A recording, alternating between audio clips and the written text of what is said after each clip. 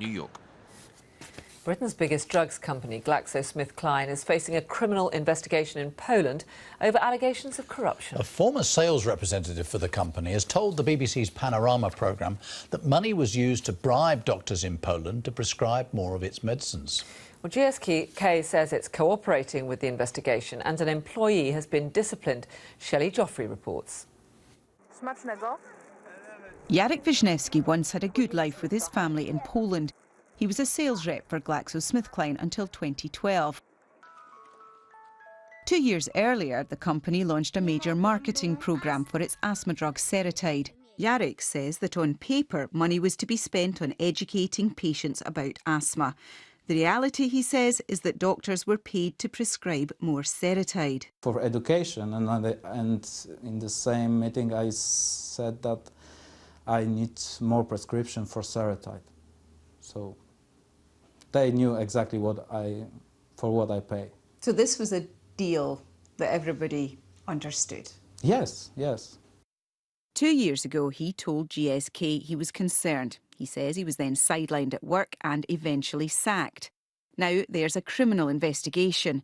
11 doctors and a GSK manager have been charged. One of the doctors, who didn't want to be interviewed, told Panorama he did take money from GSK.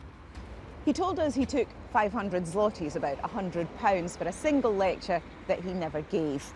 He said, I blame those pharmaceutical representatives for that because it's hard to refuse when they keep putting pressure on you. They kept tempting, he said, and I'm just a man. The regional public prosecutor has examined contracts that doctors like him were given by GSK.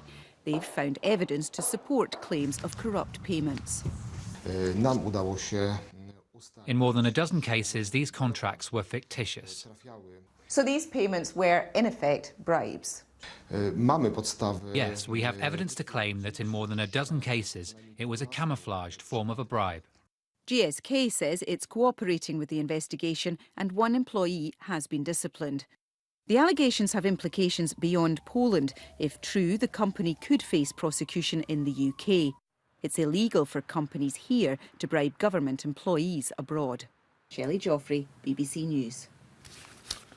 And you can see that special panorama programme, Who's Paying Your Doctor, on the tactics employed by drug companies in Britain. That's this evening on BBC One, starting at 8:30. Well, in a moment, a summary of the business news this hour, but first at 3:45, let's get the latest headlines.